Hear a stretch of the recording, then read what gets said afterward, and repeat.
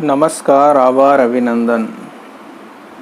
जैसा कि पिछले वीडियो में मैंने बताया था कि हम राजस्थान के लिए आधुनिक राजस्थान शुरू कर रहे हैं। राजस्थान के इतिहास में आधुनिक राजस्थान हम शुरू करेंगे इतिहास के लिए। उसमें आज अपना पहला टॉपिक रहेगा जिसकी शुरुआत हम करेंगे। पहला टॉपिक रहेगा अपना सभ्यताएं। पहला टॉपिक अपना रहेगा सभ्यताएं। ठीक है, पहला टॉपिक है अपने सभ्यताएं। सभ्यताओं से आज हम शुरू करेंगे। राजस्थान की प्रमुख सभ्यताओं में जो पहली सभ्यता जिसे हम पढ़ेंगे वो रहेगी कालीबंगा।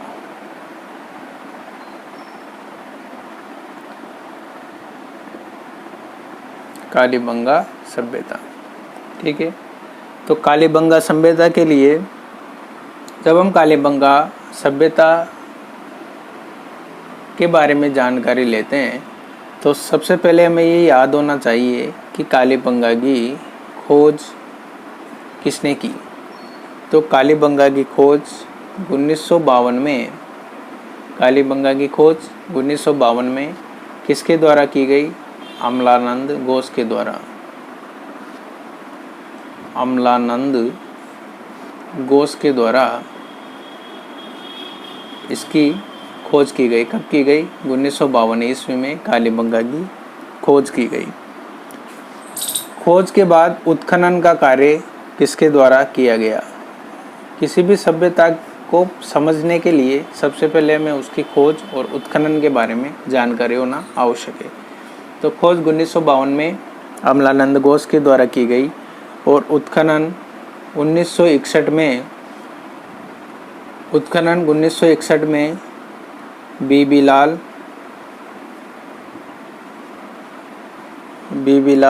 और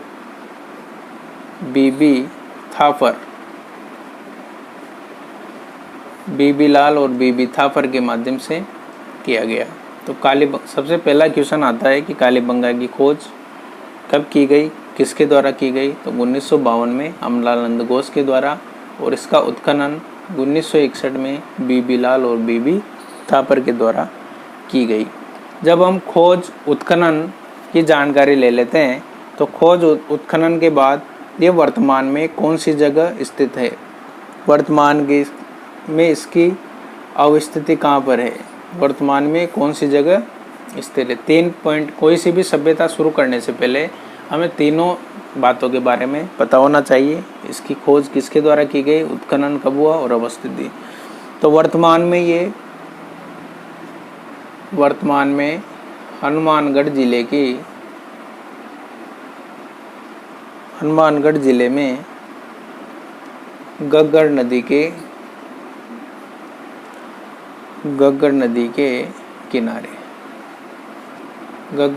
के किनारे स्थित है। तो हनुमानगढ़ में वर्तमान कौन से जिले में? हनुमानगढ़ में कौन सी नदी पर है? तो गग्गड़ नदी।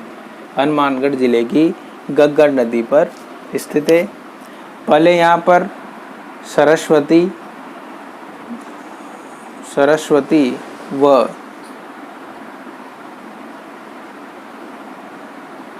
द्रुष्टवती नदियाँ भी बहती थी। तो आपको समझ में आ गया होगा कालीबंगा के लिए कि कालीबंगा की खोज, उत्खनन और अवस्थिति के बारे में हमें पूर्ण रूप से जानकारी होना आवश्यक है।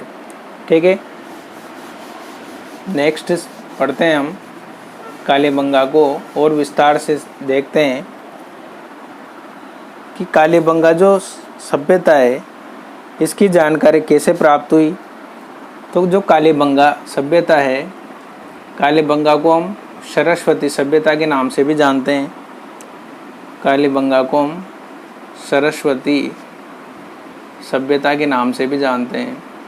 अगर कोई पूछे कि सरस्वती सभ्यता क्या है तो कालीबंगा सभ्यता को हम सरस्वती सभ्यता भी कहते हैं। जो संस्कृत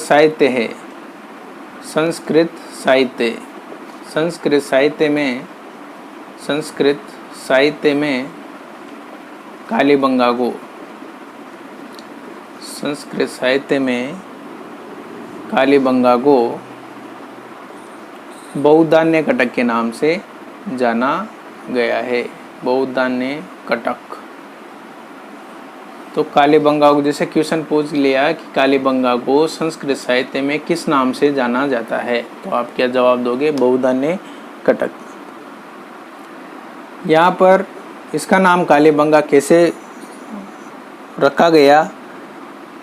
तो कालीबंगा से तांबे की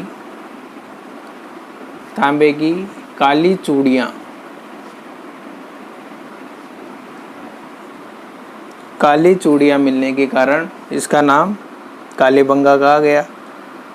जबकि कुछ विद्वान ये मानते हैं कि जो वंगा शब्द है ये पंजाबी भाषा का शब्द है और इसमें जिसका जो पंजाबी भाषा है इसमें वंगा का अर्थ होता है चूड़ियाँ। वंगा का अर्थ क्या होता है? चूड़ियाँ। इस वजह से इसको कालीबंगा कहा गया। इसी प्रकार जो इतिहासकार बीबी लाल हैं, बीबी लाल ने कालीबंगा पर एक पुस्तक लिखी है जिसका नाम है एक्सकैवेशन एट कालीबंगा।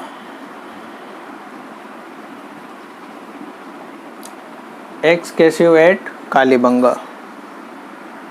ठीक है। तो सरस्वती सभ्यता किसको कहते हैं? कालीबंगा को। संस्कृत साहित्य में कालीबंगा को क्या कहा गया है?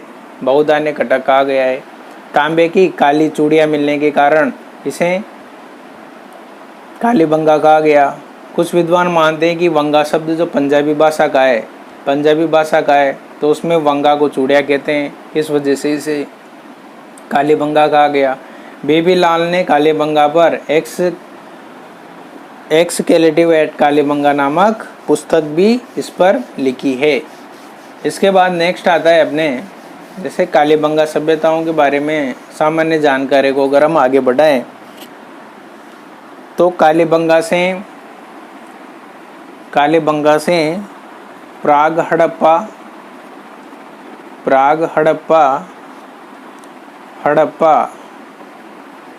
और उत्तर हड़प्पा।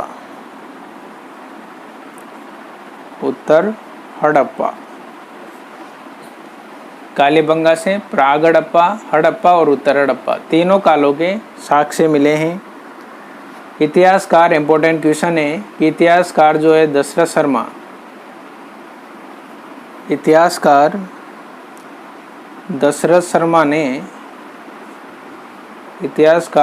शर्मा ने कालीबंगा को सिंधु सभ्यता की तीसरी राजधानी भी कहा है। सिंधु सभ्यता की तीसरी राजधानी भी कहा है। तो सिंधु सभ्यता की तीसरी राजधानी कालीबंगा को किसने कहा है? दशरथ शर्मा ने। बहुत सी बार क्वेश्चन पूछ लिया गया है, इम्पोर्टेंट फैक्ट के रूप में आपको याद रखना है।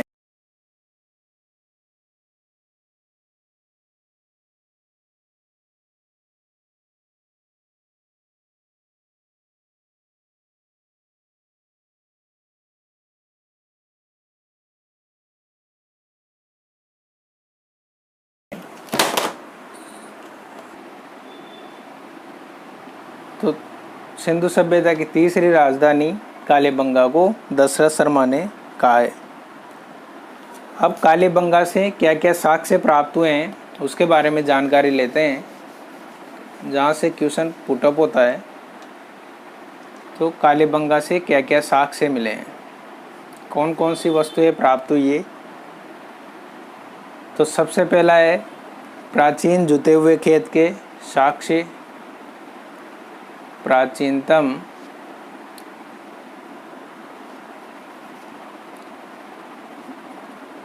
जुते हुए खेत के साक्ष्य जो हैं वो हमें कालीबंगा से मिले हैं। इसी प्रकार अगर हम आगे बात करें तो कालीबंगा से और कौन कौन सी चीज़ें प्राप्त हुई है, तो यहाँ से भूकंप के प्रमाण मिले हैं। भूकंप के प्रमाण हमें कालीबंगा से मिले हैं। एक हाथी दांत मिला है पूरा। ये चीज़ें आपको याद रखनी पड़ेगी क्योंकि यहाँ से क्वेश्चन पुटअप होता है। हाथी दांत मिला है। अलंकृत ईंटें मिली हैं, अलंकृत ईंटें।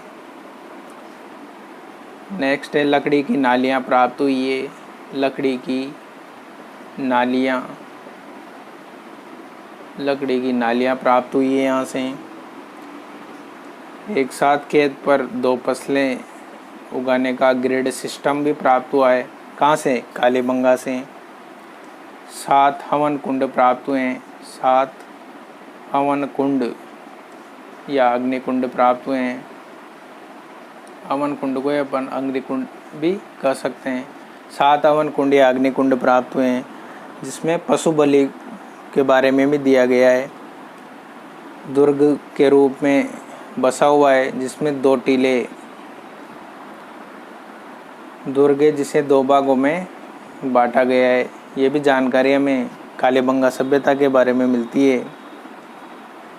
घर जो है कच्ची ईंटों से बने होते थे, घर कच्ची ईंटों से बने हुए होते थे। तो दशरथ शर्मा ने कालीबंगा को दीनहीन बस्ती भी कहा है, दीनहीन बस्ती भी कालीबंगा को दशरथ शर्मा ने कहा है। ये भी इम्पोर्टेंट क्वेश्चन है। हवन कुंड में ये भी इम्पोर्टेंट क्वेश्चन है, कितनी संख्या में? तो 7। ठीक है। लकड़ी की नालियाँ कहाँ पर प्राप्त हुई है? ये भी बहुत सी बार एग्जाम में पूछ लिया गया है। ठीक है। इसी प्रकार कुछ अन्य सामग्रियाँ भी प्राप्त हुई है। ये आपको चीज़ें साथ के साथ लिखते हुए चलनी है और याद भी रखनी है। नेक्स्ट, जैसे ऊँट की हड्डियाँ कौन सी सभ्यता से प्राप्त हुई है? तो ऊँट की हड्डियाँ प्राप्त हुई है कालीबंगा सभ्यता से। ऊँट की हड्डियाँ कालीबंगा सभ्यता से प्राप्त हुई है। युगल समाधि भी कालीबंगा से प्राप्त हुई है। इसके बाद शव के प्रमाण, शल्य चिकित्सा के प्रमाण, शल्य चिकित्सा के प्रमाण भी हमें कालीबंगा सभ्यता से प्राप्त हुआ है। एक मुद्रा प्राप्त हुई है जिस पर व्याघ्र का चित्र बना हुआ है। मुद्रा प्राप्त हुई है जिसमें व्याघ्र का चित्र बना हुआ है। ठीक है। वृषभ की मूर्ति प्राप्त हुई है, वृषभ की मूर्ति। फिर जब लास्ट में जब पूरी सभ्यताएं हो जाएगी तो इनका एक साथ हम यूँ मान लीजिए अलग अलग पार्ट्स हैं, इनको सीख लेंगे कि कहाँ से कौन सी चीज़ प्राप्त हुई है। एक पेज पर पूरी सभ्यताएं हम कंप्लीट कर लेंगे। कांसे का दर्पण, ऐसे बहुत सी चीज़ें प्राप्त हुई है। मैं इम्पोर्टेंट जो है वो आपको लिखा रहा हूँ। कांसे का दर्पण प्राप्त हुआ है। चिरायु कब्रें, सिंधु लिपि के प्रमाण भी यहाँ से प्राप्त हुए हैं। सिंधु लिपि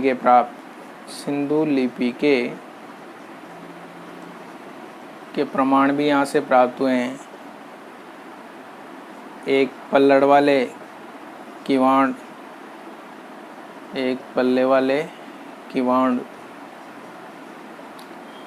इस प्रकार से ये चीज़ें हमें यहाँ से प्राप्त हुई है। और कालीबंगा का जो पतन है, कालीबंगा का पतन का जो विद्वान कारण मानते हैं तो अग्निकांड को इसके पतन का कारण माना गया है। ठीक है। इसमें आपको ये इम्पोर्टेंट याद रखना है, मुद्रा में व्याघ्र का चित्र है, वृषभ की मूर्ति है और एक ऊँट की हड्डियाँ हैं। ये 3 क्वेश्चन इम्पोर्टेंट है ये। ठीक है। इस प्रकार से आज हमने सिंधु सभ्यता को कंप्लीट किया है कि सिंधु सभ्यता में किस प्रकार से सिंधु सभ्यता को याद करना है। सिंधु से कालीबंगा, तो कालीबंगा की सबसे पहले हमने खोज पढ़ी। तो खोज आपको ध्यान होनी चाहिए 1952 में अमलानंद घोष के द्वारा की गई। इसका उत्खनन कार्य जो 1961 में किया गया, 1961 में बीबी लाल और बी के थापर के द्वारा किया गया। ये वर्तमान में कहाँ पर स्थित है, अवस्थिति कहाँ पर है इसकी, तो वर्तमान में ये हनुमानगढ़ ज़िले में है, घग्गर नदी के तट पर। ठीक है, हनुमानगढ़। इसको दशरथ शर्मा ने सिंधु सभ्यता की तीसरी राजधानी कहा है, तीसरी राजधानी। ठीक है, तीसरी राजधानी कहा है। दशरथ शर्मा ने इसे दीनहीन बस्ती भी कहा है, दीनहीन बस्ती भी कहा है। ठीक है, इसमें 7 अग्निकुंड प्राप्त हुए हैं। ये प्रीवियस ईयर के क्वेश्चन हैं जो बार बार पूछे गए हैं, तो वह है 7 अग्निकुंड प्राप्त हुए हैं। इसके अलावा हम देखें तो ऊँट की हड्डियाँ, ये भी बार बार पूछा जाता है, कौन से पशु की हड्डियाँ हैं, तो ऊँट की हड्डियाँ प्राप्त हुई है। ठीक है, इसी प्रकार से व्याघ्र का चित्र, वृषभ की मूर्ति, शल्य चिकित्सा के प्रमाण, शल्य चिकित्सा के प्रमाण बार बार पूछे गए हैं। लकड़ी की नालियाँ, लकड़ी की नालियाँ, एक साथ 2 फसलें, एक साथ 2 फसलें। इसी प्रकार आगे देखें हम, 2 फसलें प्राप्त हुई है, ऊँट की शल्य चिकित्सा के प्रमाण है, लकड़ी की नालियाँ हैं, ये कुछ इम्पोर्टेंट है। जिस प्रकार से हमने कालीबंगा सभ्यता को कंप्लीट कर लिया। आशा करता हूँ कि आपको समझ में आ गई होगी कालीबंगा सभ्यता। तो इसे अच्छी तरह से रिवीजन कीजिए, नोट्स बनाइए और अपने दोस्तों तक शेयर कीजिए। मिलते हैं नेक्स्ट वीडियो में, तब तक के लिए जय हिंद, जय भारत, धन्यवाद।